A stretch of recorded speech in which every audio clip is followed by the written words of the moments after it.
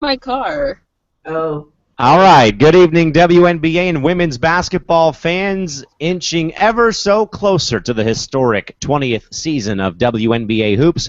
Welcome back in, folks, to the WNBA 365 Network, your 24/7 365 comprehensive home for everything revolving around the WNBA and the rest of the women's basketball universe. Back with you, folks, with one more preseason game, some more roster shuffling, and some stories from a open practice today that one of our panel members attended today in Chicago. Joining us, folks, of course, from Elmhurst, Illinois, is Eric Nemchok, the great writer from today's Fast Break. And up in Los Angeles, California, Crystal Thomas and Tanisha Stewart. And, of course, Common Quarterback with the folks in studio from Studio 171 in San Diego. Guys, good evening. Getting closer. Tick-tock, tick-tock, tick-tock to opening day 2016 this Saturday. How's it going, guys? Good to see you again. hello. Good. Good. Kind of dark. Can anybody see me? Now we can see you. Okay. Oh, there we go. With that, folks, we should mention, by the way, Crystal just finished up a few household chores, and she's making her way back to her house in Los Angeles right now. With that, though, folks, of course, as always, Twitter and live chat box wide open for you folks. Hit us up, of course, at WNBA365, at Calamac3, at ShortyMamba24, at Pup1010, or at Nemchocky with the hashtag WNBA365. Or if you're viewing us live right now, folks, hit up our live chat box and join us and add to the conversation live on air. A quick tweet before the show came in, started the day by one of our good viewers, Deborah, at SoulSnatcher1, who tweeted about tonight's program. She said, alrighty then, time to turn up with two happy face emoji. So, Deborah, thank you for dropping by and joining us tonight on the program. As we said, again, we're getting closer and closer to the start of the 2016 season. With that, guys, we had the final preseason game of the 2016 training camp and preseason slate today from Georgia Tech University between the LA Sparks and Atlanta Dream. LA wins its third straight and completes a three-game sweep of its preseason with a 69-63 victory over ATL from Georgia Tech. Essence Carson and Candace Parker leading the way for the Sparks. Carson with 11 points, Candace Parker with 10. Notably as well tonight, Rebecca Tobin with 8, and Waters, Chelsea Gray, all with 6. Anna Davovich with 4 points. KK Hauser with 3. Elena Beard held limited tonight and only played 15 minutes and did score 2 points. Crystal Bradford and Jen Hampson also played small minutes. Everyone tonight for LA played in some capacity tonight this evening from Georgia Tech. For the Atlanta Dream, notably Megan Simmons, 11 points. Tiffany Hayes and Elizabeth Williams all with 10 points. In the game, Bria Holmes with 5, Mati Ajivon 4 points.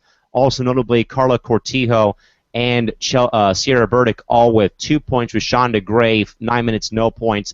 Delisha Milton-Jones also notably no points in only 3 minutes of action. So Shorty, again, we'll kind of revisit a few players we talked about last night. So again, Essence Carson notably comes to mind first. Again, Essence, a free agent after spending her entire career with the New York Liberty, since being drafted to that team back in 2008 again, and comes to LA free agency-wise. And again, I think added, a player to the guard position that LA desperately needed for the season.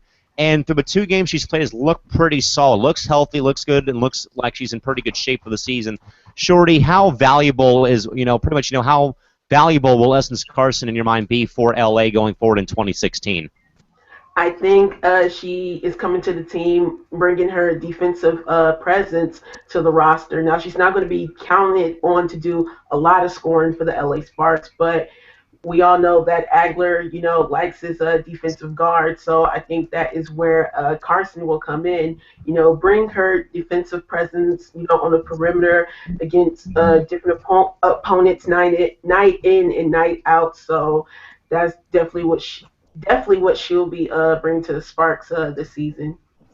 So, Crystal, again, I know that we asked about the 2 players that have really intrigued you, and both Shorty as well, of course, which was, again, Rebecca Tobin and Whitney Knight. Now, again, Crystal Knight did not register a point tonight. She played 14 minutes, no points.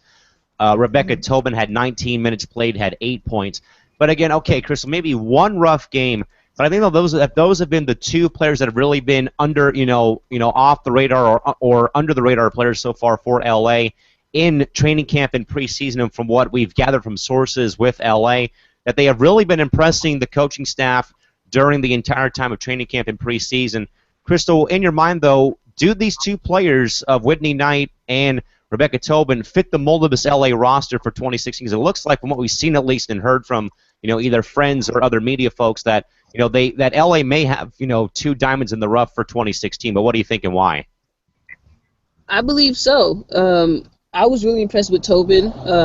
Like I said before, she's long, athletic, moves well, plays defense, can pass the ball really well. Whitney Knight is pretty much, from what I saw, was like a guard in a post player's body. I mean, she moves very well. I think she can help tremendously. I think they both can. I think they could be the answer to some of LA's bench problems that they've been suffering from. So, Eric, as you look across the board with LA, again, there's a few names that are probably a little bit questionable. I'd probably say a few of the foreign players are a little iffy. A few of them, though, look pretty good, though. And then, of course, there is Ann Waters, Eric, who I think was probably just brought in maybe for training camp as a veteran presence. But, Eric, knowing, though, that LA does have 3 roster moves to still make by Saturday, at least when the season does get underway, or at least before their first game, and they do have to come out of training camp with a full roster set. Eric, probably in your mind, what player in your mind is more likely on the chopping block for any team this late in training camp? Is it going to be a rookie? Is it going to be an age veteran that probably doesn't have a spot on the roster? Or, Eric, what normally do you see, this time of year when players do get cut? Who normally are those sacrificial lambs? Are they normally rookies, first-year players, import players, or in some cases, age veterans that have, that are, sadly out of their prime? But what do you think? I would say the most likely bet for somebody to get cut would be an undrafted free agent, or somebody who comes in, who hasn't really, or a free agent who has not played in the league yet and probably hasn't gotten a good chance. I would say, like, if you want to use the Sparks as an example, I'd probably say KK Hauser or Brianna Butler. These foreigners, I don't really know anything about them except for Ann Waters. I don't think Crystal's going to be very glad I say this, but I don't think she's going to get cut. Yeah, I don't think she's going to. I think she's going to be stay on the roster because I think that was a move where, because Agler, she played under Agler in Seattle for a year, and he loves bringing in veterans. So I think she might stay. Sorry, Crystal, but yeah, that's just my opinion. Another opinion, folks, from the chat box from our good man himself, Todd Mintz, in regards to players getting cut last couple days before training camp. Todd says not in favor of it at all. Losing in many ways the future of our league because of these salary cap issues. So, of course, Todd not really up to snuff with the reasons why we see so many of these players get cut last couple days of training camp as well. So, Shorty, for Atlanta, again, we talked about Megan Simmons a few shows ago in regards to how it's sort of been rough for Megan post-college trying to find a roster spot in the W. Of course, was drafted late 3rd round by New York, cut from there, went to Seattle, also waived.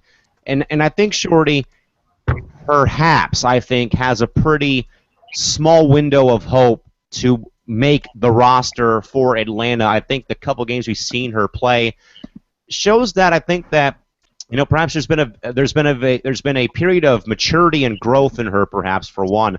But also that with Atlanta having so many problems and so much disfigurement right now on the roster, that carrying her for a bit would seem like a great option in my mind, at least, for ATL.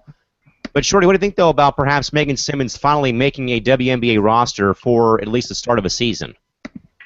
With the prior moves that ATL, has made, I thought that Megan Simmons would have more than a shot of making a roster, but now recently with today's announcement of ATL's trade to bring in Laisha Clarendon, I'm not sure now because everything is so iffy at the guard spot in Atlanta. We talk about Connecticut being post city. Well, ATL is guard city over there. So I'm not sure as to whether she will still make the roster. But, I mean, she did good in today's preseason game, scored 11 points. So there's still a chance to put so many guards on the dream roster. I'm not sure at this point. Crystal, Tiffany Hayes has sort of been a pretty consistent player. As Eric said, she goes out there and plays the full 40 minutes and gives it her all, playing 110%, leaving it all out there, blood, sweat, tears, you name it. And I think has really been maybe like the only really, at least for the preseason, really good talking point for Atlanta. And I think in recent years, though, too, is the play and caliber that Tip Hayes has brought to Atlanta. Crystal, knowing that, again, that Atlanta's going to have to rely really heavily on some of their veterans, maybe perhaps DMJ, McCautry, and then relying on Hayes, Crystal, is this a player that you can, say, to players in the locker room, that's a good player to go and look up to is Tiffany Hayes, as a veteran player, and also how she always goes out there and gives it her all every night? I think Tiffany Hayes, when it comes to that, I think she is a player that the young ones could look up to and say, well, she goes out there and she literally dies for this team. And I think that's something that they'll be able to look up to as far as her play style.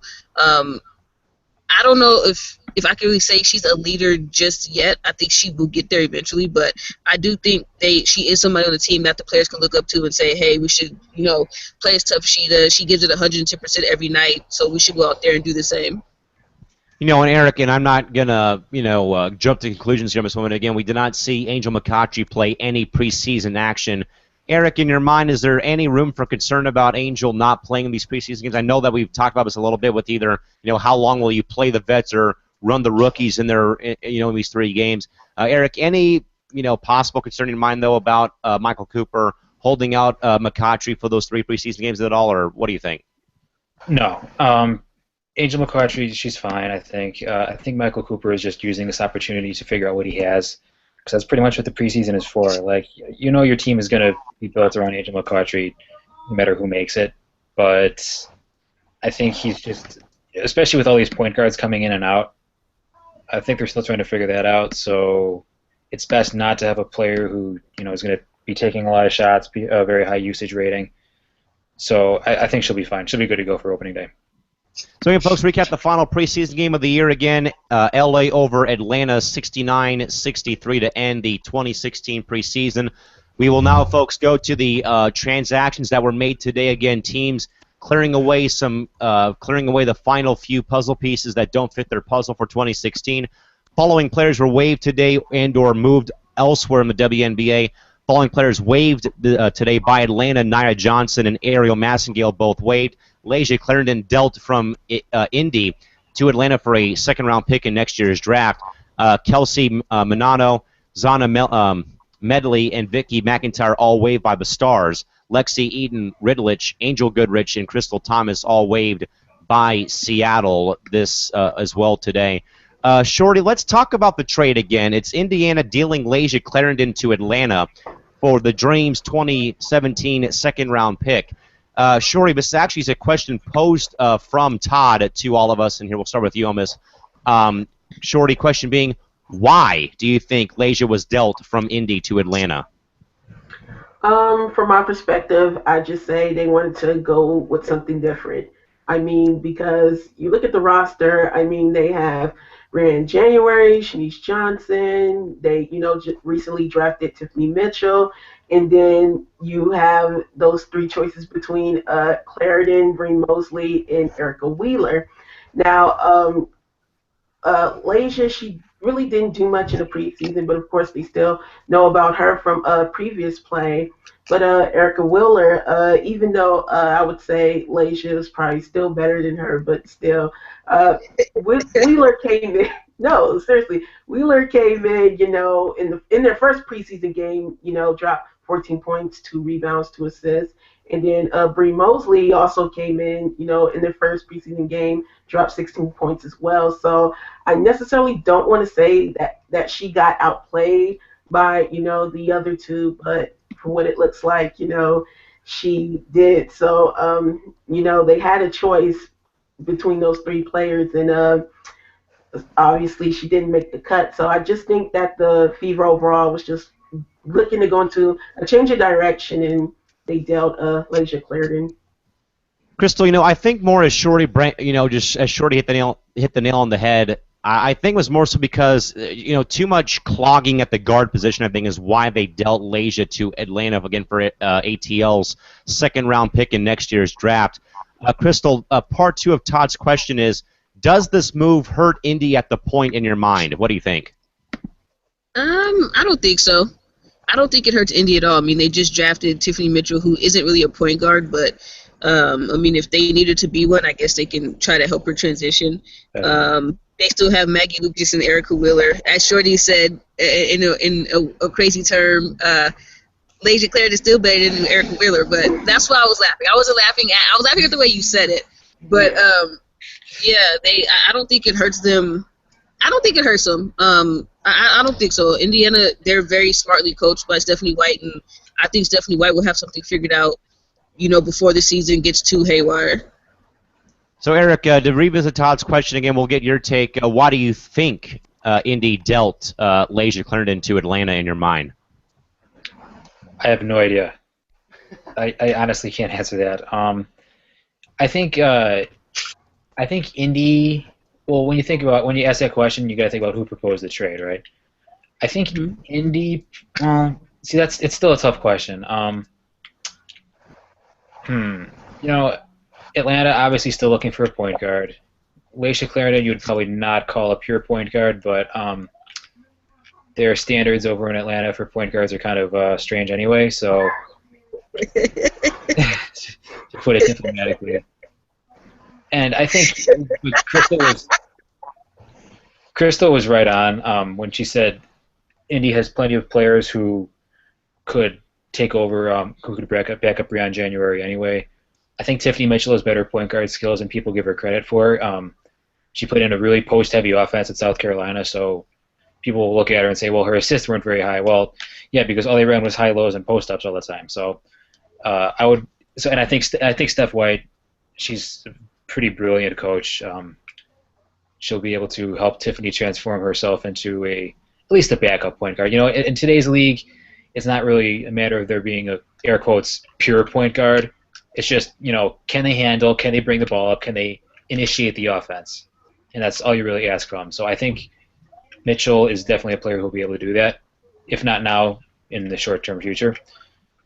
And Atlanta, well, they get somebody who has experience, I guess, which they're obviously looking for because they keep cutting people and signing people and then cutting them again. So that's the best I can do for you. I'm still trying to figure it out myself.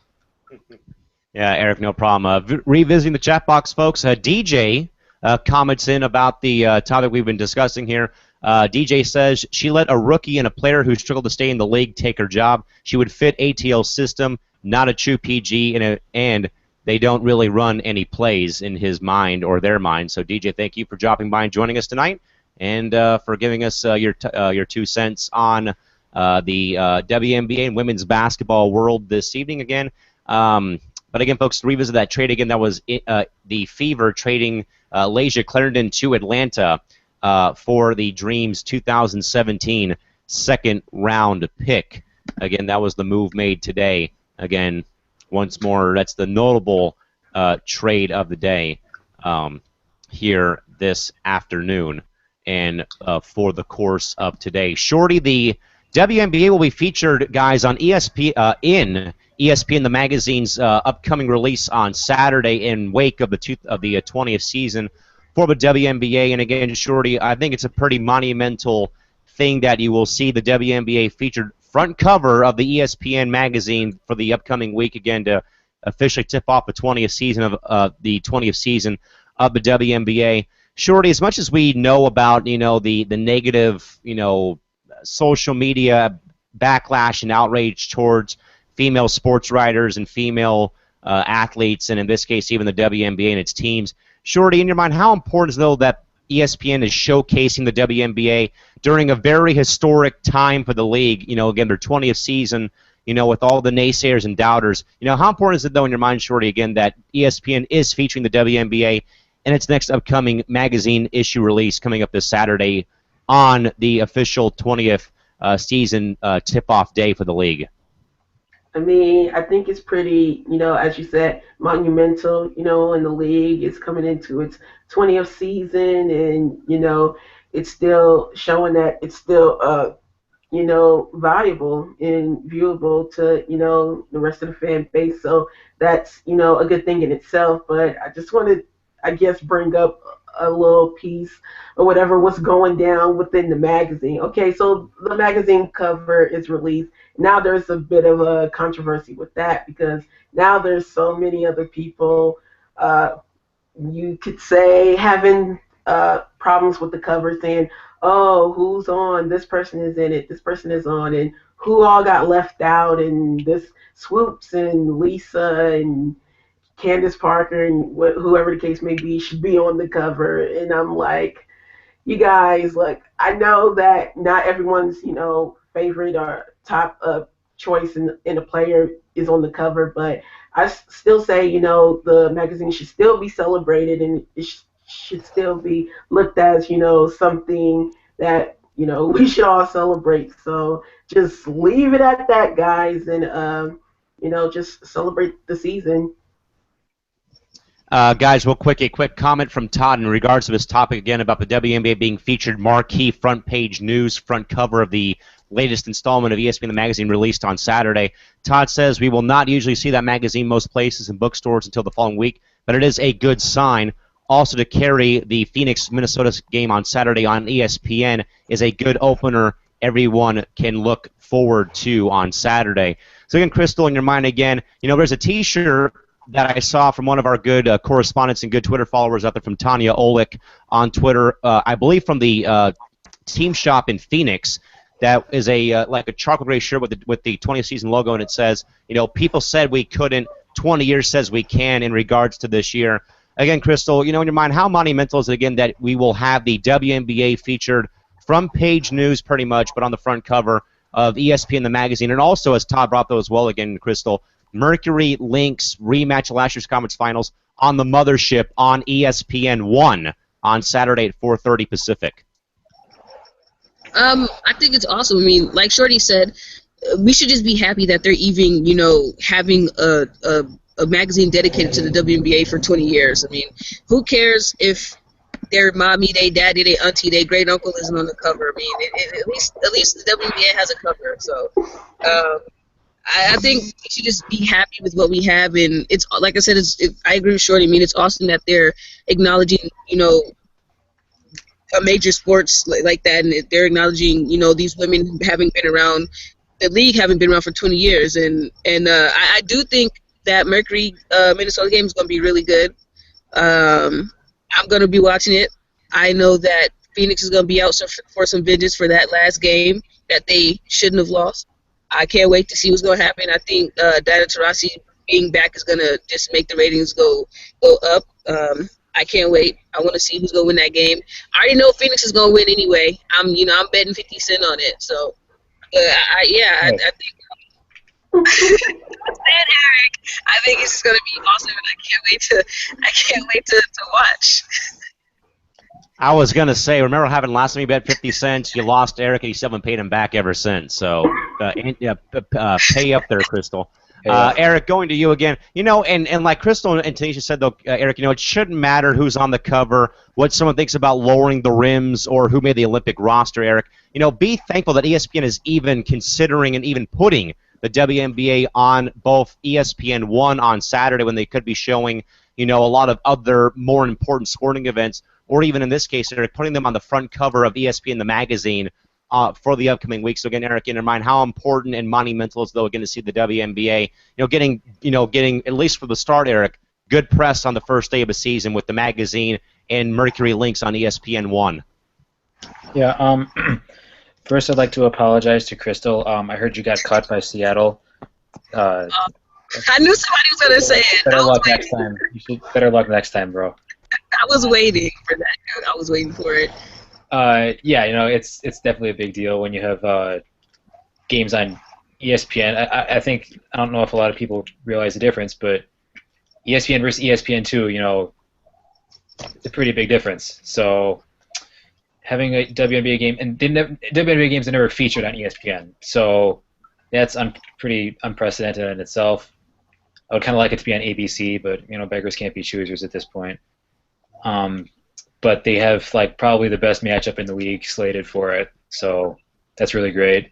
It's great for the league. And ESPN the magazine, I'm not sure exactly how relevant it is compared to something like Sports Illustrated, but it's press, and as for the people complaining about so and so not being on the cover and whatnot, like that's always going to happen. Like people have their favorites. People have their idea of who should be representing the league, who shouldn't. It's not an easy task to pick 10 players or 12 players or what have you. Just like the Olympic team, like someone's got to get left out, and that doesn't diminish their accomplishments or make ESPN a hater or whatever people want to say. It's like you can still acknowledge how great the people are without putting them on a cover, So. And Eric, we'll stay with you. Real quick.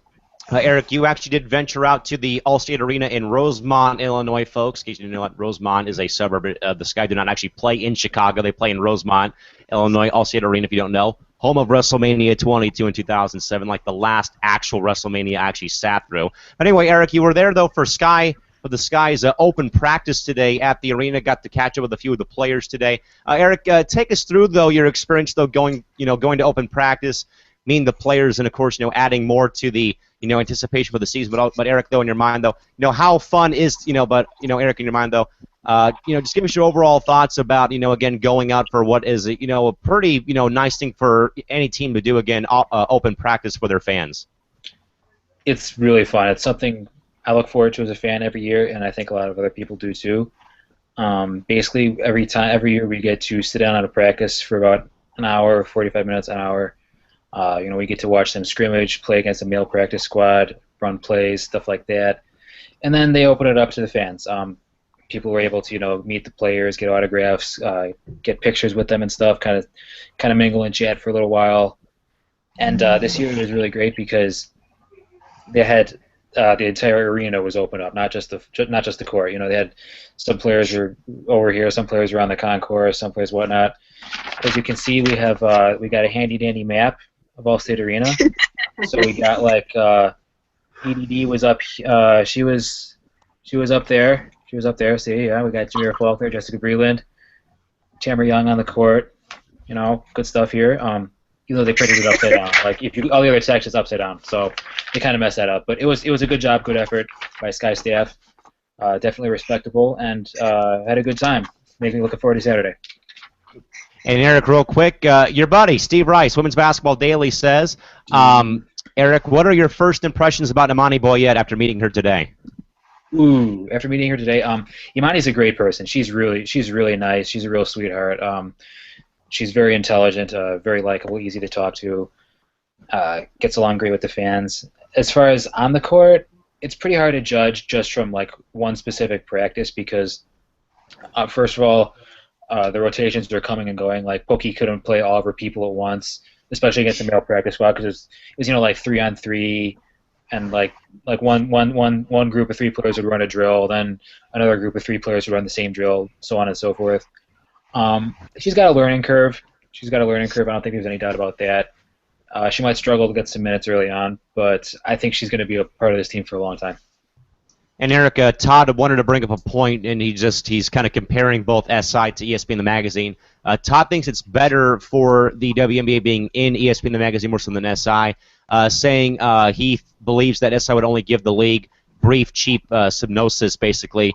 He bets this would have several pages of good coverage previewing the teams a little more thoroughly. In regards referring to ESPN the magazine having the WNBA, that Todd believes that they would probably give a featured article on players on the state of the league with brief team recap, team previews, where he thinks SI would give them maybe 1 page, and that is probably it, in comparison to both Sports Illustrated and also, to ESPN the magazine. Again, folks, you can get that issue of ESPN the magazine and featuring the 2016 WNBA 20th season preview and historic season and all the other bells and whistles on Saturday on your local newsstands, or if you do have your subscription. And you also, folks, as a reminder again, can watch the Lynx and Mercury battle it out on the court at Target Center in Minneapolis on ESPN on the mothership.